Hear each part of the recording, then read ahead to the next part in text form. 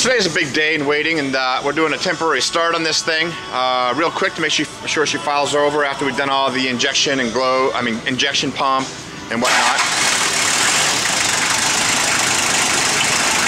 We've yet to get the radiator in here, but we just want to make sure it runs fine.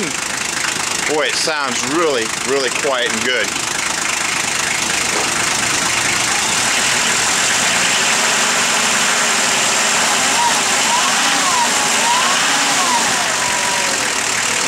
Our alternator's working quite fine. And idle's real good. Idle's real good.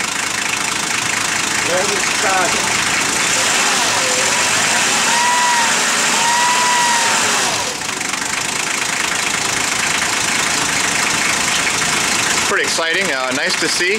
We get a little more work to do here before we can get it going down the road, but this initial start is nice to have underneath our belt, and just nice to see overall. Sounds good.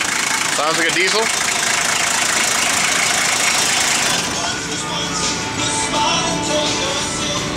All right, off to other things, and nice to have that done finally, and